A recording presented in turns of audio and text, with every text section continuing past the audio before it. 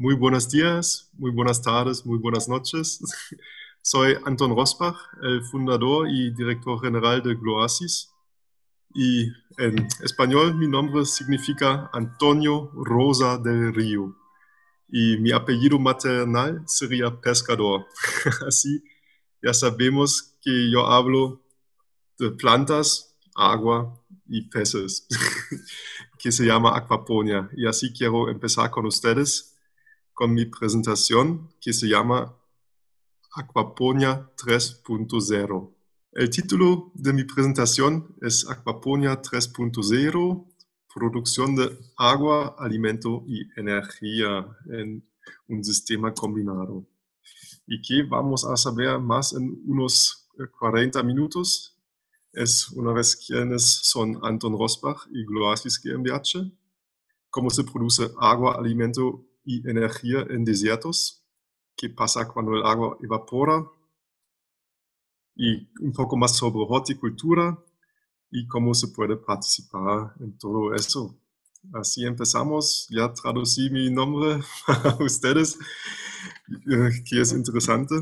Para mí, yo tengo maestría en ingeniería civil y en economía, y después de mis estudios hice un viaje por América, porque solamente utilicé mi cerebro izquierdo en todos los estudios y quería utilizar también mi cerebro derecho.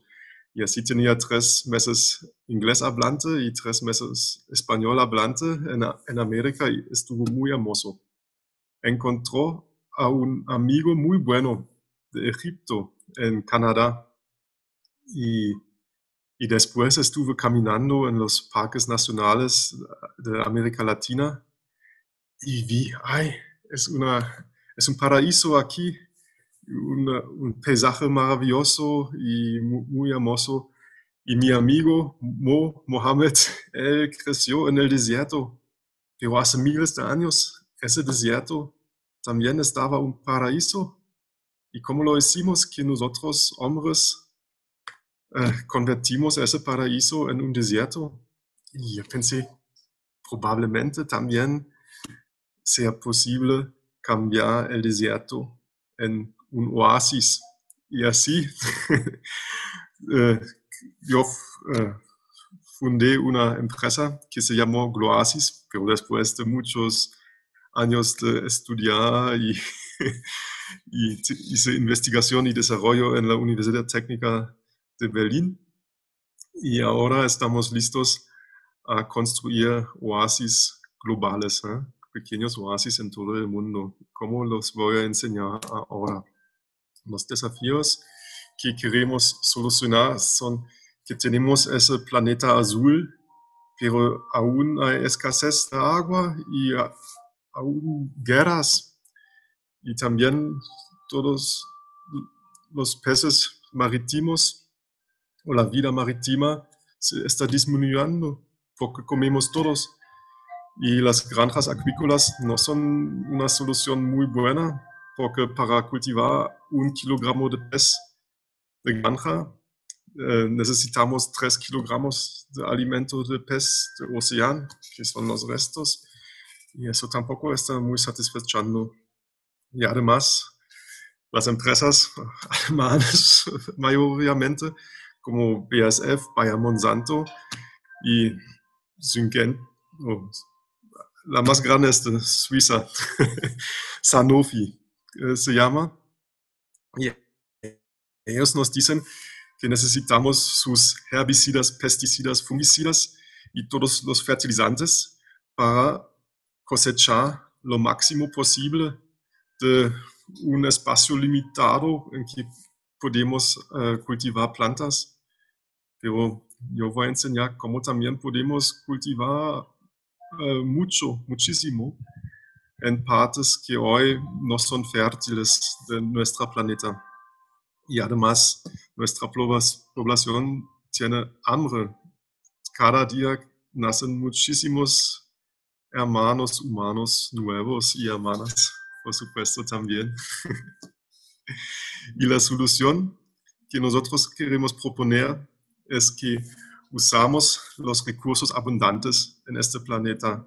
Es el agua del mar y la energía solar. Y lo hacemos una innovación de proceso para producir todo junto. Y por supuesto, queremos hacer todo con cero basura o minimizar el uso de basura.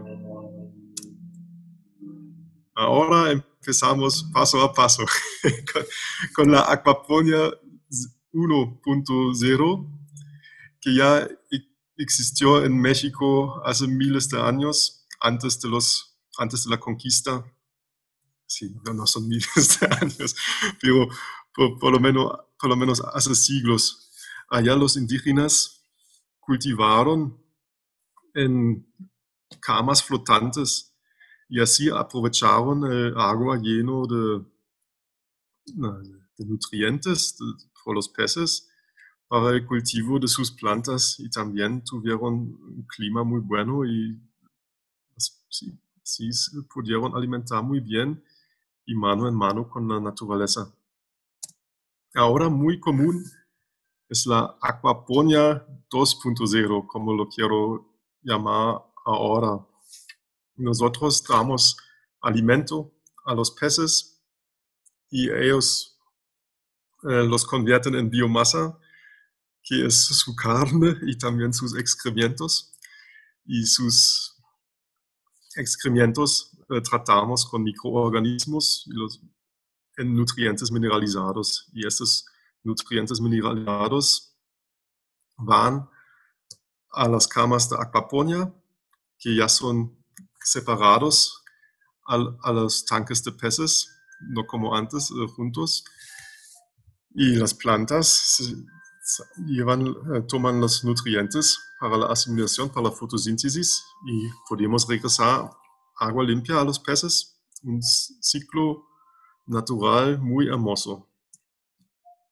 Y hoy día, la próxima evolución es utilizar agua del mar. Así también podemos cultivar camarones y otros peces del mar. Le damos alimento a esos.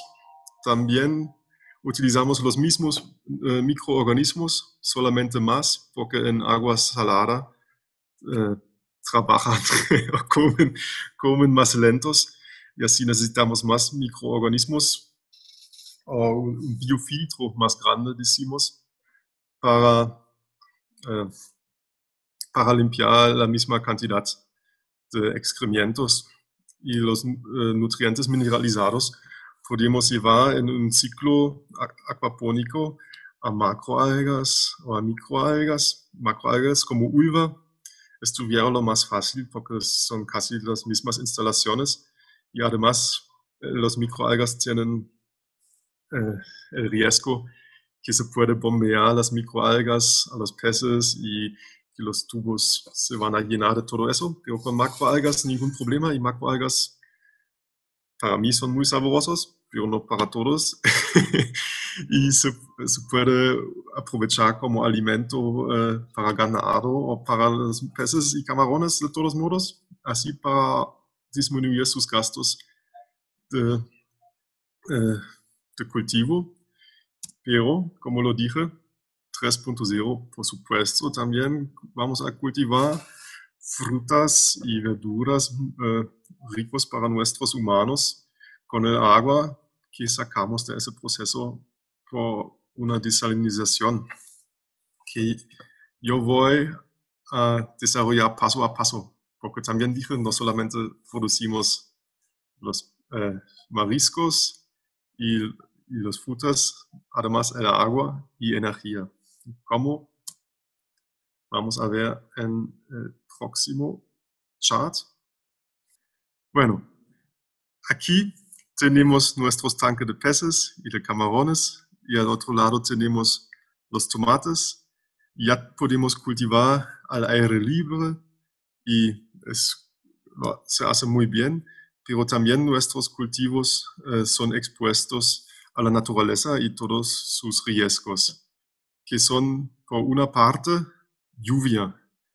La lluvia está peligroso para los peces y especial para los camarones, porque cambia muy rápido el pH del agua, a la temperatura y también a la salinidad. Y con este estrés, por ejemplo, los camarones abren una glándula y se pueden entrar virus, y como la mancha blanca, y oh, hay riesgos que se mueren todos los animales o que necesitamos matar a todos los animales. Necesitamos limpiar todos los tanques y desinfectar todo. Y necesitamos poner larvas otra vez. Y eso significa que perdemos como medio año de cultivo. Y eso es un riesgo que amenaza toda la granja y toda la vida económica de, de los agricultores. Ya muchas granjas se necesitaron cerrar por esos virus o bacterias que normalmente cada 4 años ocurren en una escala, muy grande. Sí, tampoco a los jitomates les gusta la lluvia. Y otro riesgo es la naturaleza. Los pájaros pueden pensar que, que, que allá hay su plato, plato hecho, lleno de camarón y pescado, y solamente necesitan comer lo que les gusten. Y por eso, ¿qué hacemos? Vamos a construir un techo para proteger a, a nuestros cultivos. Y aquí lo tengo rápido escrito qué son las ventajas de esos techos. Una vez es la protección contra invasores, y también ahora tenemos el chance de hacer un acondicionamiento óptimo para la engorda de los peces, y también un acondicionamiento óptimo para las plantas, una vez en el agua, otra vez en el aire. Además, si tenemos una capa cerrada, y allá adentro podemos captar todo el agua que se quiere salir y regresarlo al proceso. Y también todo el dióxido de carbono que en todos los cultivos de animales, sí, nosotros también humanos exhalamos mucho dióxido de carbono, y eso podemos aprovechar, que voy a enseñar un poco después. Además, se permite una acuícola multitrófica integrada, que significa que se puede utilizar el agua en diferentes estados y con diferentes salinidades, que en un agua cultivamos unos microalgas, en otro agua cultivamos unos microorganismos ya vivientes, como la artemia, que hace rojo la carne de salmón y también de los camarones. Y sí podemos hacer que después cultivamos en otro agua peces chiquitos, que después son alimento para peces un poco más grandes, que otra vez son alimento para los peces que gustan a comer nosotros. Y así hacemos una cadena alimenticia, porque las diferentes especies tienen diferentes necesidades y diferentes ambientes óptimos que los podemos proponer. Bueno, regresamos a nuestra granja. Ahora tenemos el invernadero, y con eso, por supuesto, tenemos el efecto invernadero, que es el problema que recibimos con quitar los primeros riesgos. Entonces, ¿qué podemos hacer contra ese aumento de calor en nuestros invernaderos? La solución fácil es hacer refrigeración adentro, pero eso cuesta muchísima energía. Pero hay una refrigeración natural que hacen todas las plantas, los bosques, y también nosotros cuando sudamos. Y Eso es evaporación. Y aquí se escribe 680 kilowatt-horas por metro cúbico de agua evaporada. Bueno, eso nadie se puede imaginar, pero todos nos podemos imaginar un vasito de tequila, un corto, pero llenado con agua, por favor, para que quedamos despiertos. Y esos son 2 centilitros, un pequeño. Y cuando se evaporan esos 2 centilitros de agua, esa energía de cambio de fase de líquido a gas tiene la misma energía para bajar un litro entero de 15 grados. 2 centilitros evaporan, es la misma energía como bajar un litro de agua por 15 grados. Y la condensación es el proceso inversa, eso sirve como calefacción. Así, ahora entendemos por qué las nubes van a llover antes de pasar las montañas, porque con todo el calor que produzcan cuando condensa la lluvia allá del gas al líquido en las nubes, todo es enorme, lleva a subir a las nubes sobre la montaña. Y cómo lo aprovechamos en nuestro invernadero. Nosotros vemos aquí el flujo del aire. El aire de los peces se ve aquí y lo vamos a ventilar a los invernaderos con las plantas. Y allá cuando se aumenta la temperatura, el aire caliente sube y lo vamos a ventilar a los invernaderos con los peces. Y aquí tenemos un truque muy especial, porque todos los peces, cuando tenemos un cultivo intensivo, necesitan una aeración. Y hay 2 formas de aeración. Una forma es, nosotros vamos a hacer burbujas en el agua para aumentar o mantener el contenido de oxígeno en el agua. La manera más económica, que necesita menos energía, es nosotros bombeamos el agua de los tanques de los peces al aire. Tenemos como una ducha y ya todas las gotas del agua están en contacto con el aire y así se saturan con oxígeno y el agua saturado regresamos a los tanques para mantener el nivel de oxígeno en el tanque de los peces. Y en ese proceso de la aireación de los peces también se evapora mucho agua, que a veces queremos. Y yo voy a después decir por qué lo queremos, que se evapore mucha agua, porque así también se produce mucha energía de refrigeración, es un punto. Y así podemos ventilar el aire fresco a las plantas, que está también, no solamente el agua baja su temperatura, también el aire. Y así todo el sol nos lleva a un mantenimiento de las condiciones óptimas. Y lo mejor es todo el dióxido de carbono que producen los peces, vamos a aprovechar para las plantas. Eso se llama fertilización de dióxido de carbono en español. Bueno, ahora ya sabemos que no podemos hacer este ciclo sin nada más, porque así se va a aumentar muchísimo el contenido del aire. Aquí evapora agua, aquí las plantas respiran agua.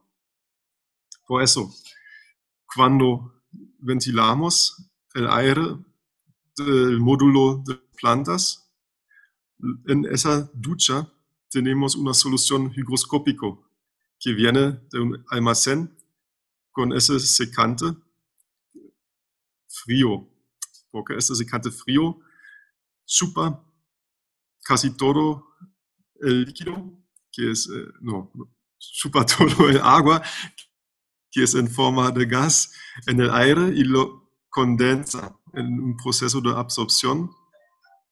Y así tenemos después el secante diluido y caliente, porque la condensación, el cambio de gas a líquido que pasa en esa unidad de absorción, libera el calor.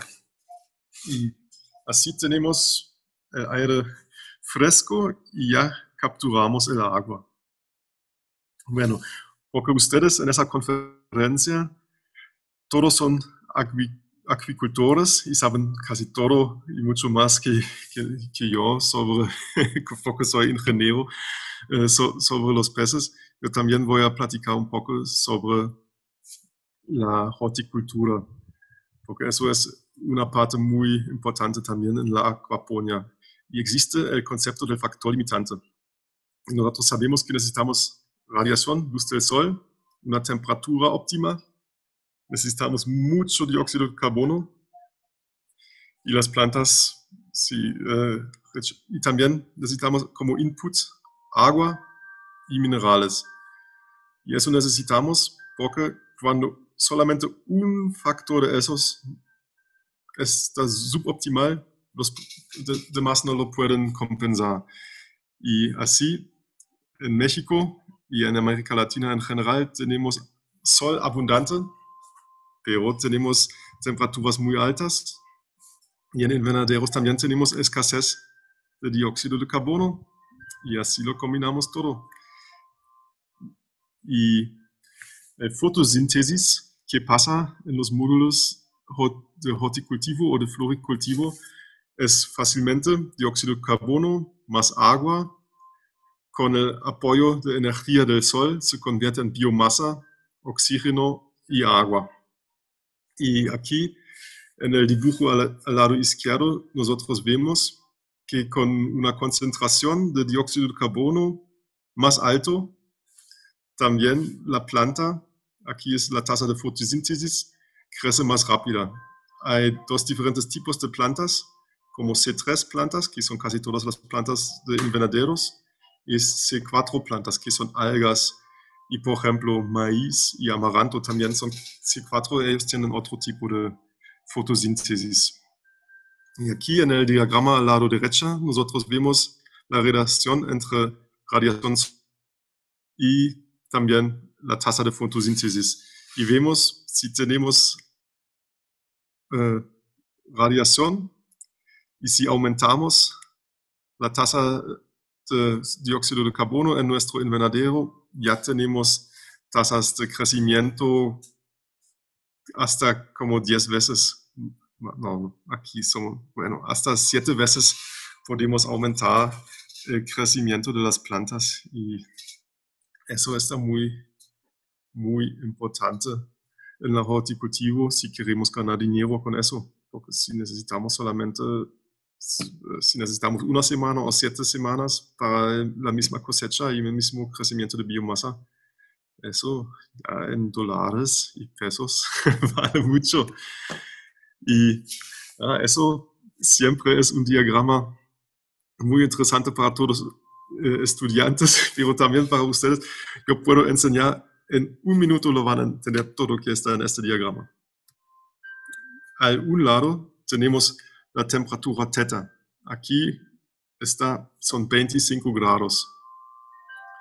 Y esos exponenciales es la humedad. Aquí la humedad tiene 70% o 0.7. Y cuando tenemos 50 grados y 70% de humedad relativa, ya podemos ver en ese diagrama que tenemos 14.5 más o menos gramos de agua en 1 kilogramo de aire, que es más o menos 1 metro cúbico, dependiente de la presión, entonces altura y todo eso.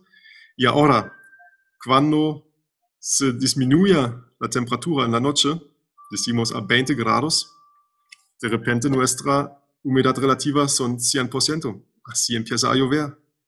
Y si se calienta en el día, por ejemplo a 35 grados, de repente nuestra humedad relativa en el mismo invernadero tiene solamente 40 Y lo único que ustedes necesitan recordar eso, o no necesitan, pero que es muy interesante en todo ese proceso a entender, es que aire caliente puede llevar exponencialmente más agua que aire frío. Y cuando en la noche se baja la temperatura, por eso llueve, porque el aire frío no puede llevar todo el agua que está en el aire. Y regresamos a nuestra granja. Ahora sabemos ya cómo hacemos la refrigeración, ya sabemos cómo hacemos la captura de la humedad con un secante. Ahora vamos a hacer un paso después. Nosotros vamos a sacar el agua del secante y eso hacemos en una unidad de disorción. Y allá también, otra vez, es un intercambiador de materia y de calor. Y sí, tenemos un contraflujo. Y lo que salga de ese proceso es otra vez el secante frío y concentrado, porque aquí evapora el agua otra vez, cambia su fase de líquido a gas. Y eso produce el frío, pero es frío relativo. eso todo es relativo, por eso enseñé antes. La humedad, cuando tenemos una humedad absoluta, es relativamente seco o relativamente húmedo, dependiendo de la temperatura. Y así, nosotros que hacemos es que hervimos más o menos el agua afuera de ese secante, que conocemos de todas las estufas, pero nosotros no necesitamos hervir hasta 100 grados, nosotros hervimos solamente hasta 60 grados, que está suficiente en ese caso. Y así necesitamos ingresar más calor para recuperar esta agua.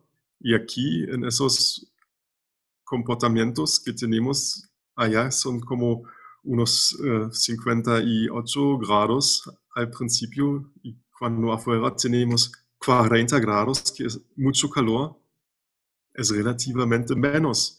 Y porque aquí los 40 grados es frío, aquí tenemos una condensación.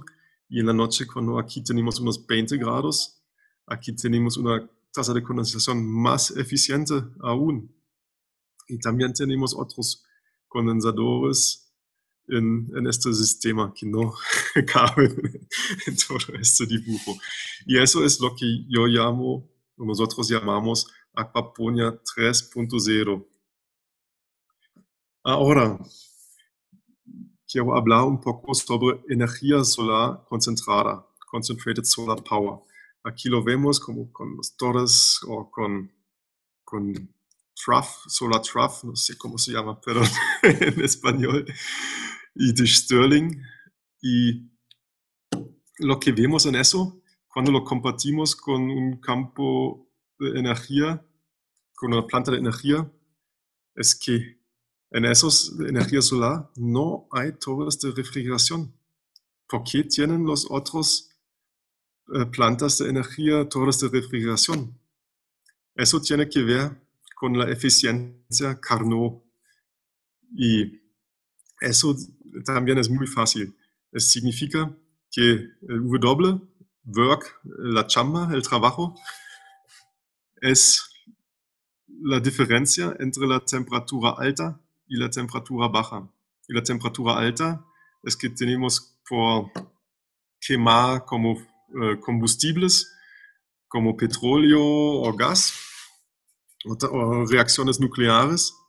Y la temperatura fría es que tenemos por nuestros torres de refrigeración. Y lo más que podemos aumentar la diferencia entre caliente y frío, lo más eficiente funciona nuestra turbina. Y sí, y los campos de energía solar concentrada, esos siempre están como en lugares muy soleados. Y allá muchas veces falta la refrigeración y, y por eso necesitan, sí, nosotros lo podemos ofrecer. Y eso es algo que económicamente es muy interesante. Porque aquí tengo un periódico, pero ya tiene ya tiene 3 años, es de 2017. Dice Largest CSP Project, el proyecto de energía solar concentrado más grande. Allá tienen un levelized cost of electricity de 7 centavos gringos, centavos de Estados Unidos de América. Y eso es que cuesta producir una kilowatt-hora de electricidad. Y nosotros vamos a poder bajar este precio, yo digo hasta 0 cent, porque nosotros combinamos el cultivo aquapónico con la producción de energía solar y así ya podemos vender tantos camarones que ya se baja ese precio muchísimo. ¿Cómo lo hacemos? Eso es lo que tuvimos y aquí hacemos nuestra planta de energía concentrada y la batería, que significa como la almacenamos, o aquí puede ser también una ciudad.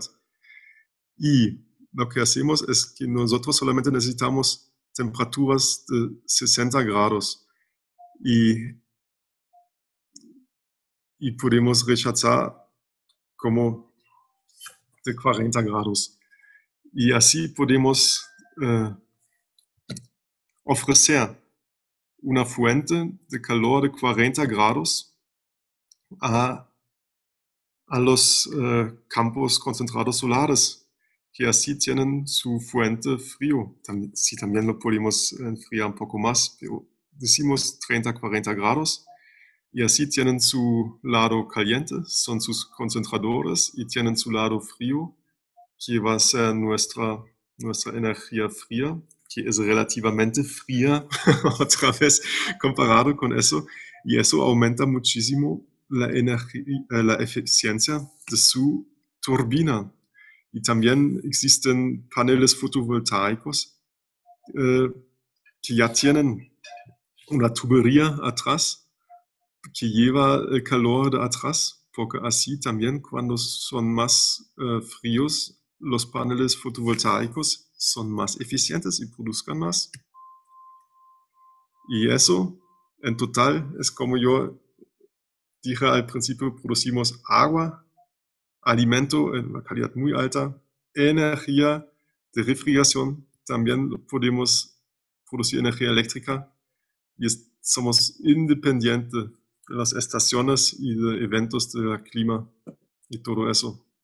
Así, eso ya vieron de Carlos, como se ven las granjas aquapónicos. Aquí están los aeradores con refrigeración. ¿Y cómo podemos participar en eso ustedes? Nosotros siempre estamos buscando clientes, por supuesto, que sean agricultores a lo mejor y que quieren otro negocio, porque ellos siempre necesitan agua. Y lo que podemos ofrecer nosotros es la combinación con una acuícola.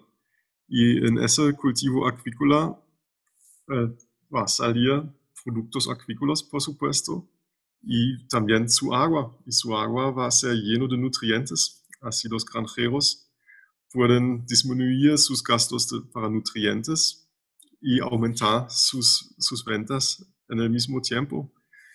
Y sí, así es muy buen negocio para ellos. También siempre buscamos gente apoyando a todo el proyecto para ponerlos en marcha o el tren en las vías y por supuesto también inversionistas para realizar proyectos grandes de Aquaponia 3.0, que va a ser el paso próximo Y así, esos eh, son dos visiones del futuro. Uno ya vieron en nuestra presentación de Carlos, probablemente, y eso hicieron unos estudiantes de la Universidad Técnica de Berlín. Allá también se ve en el centro. Hay diferentes módulos de peces y al lado de plantas. Y el futuro para una industria, para que yo voy a hacer otro video para eso, es que podemos no solamente teóricamente hacer una industria que no depende de petróleo y todo eso, porque podemos utilizar agua del mar y energía del sol y por varios procesos que se puede implementar a todo eso podemos producir mucho más que solamente alimento, comida y energía. También podemos producir como papel, fibras y soda, vidrio y hay abundantes oportunidades que van a salir de esta aquaponia. Sí, bueno, espero que les gustó mi presentación. Yo digo muchas gracias por su interés. Por supuesto, estoy disponible a sus preguntas y sus ideas de proyectos y nos vemos. Muchas gracias.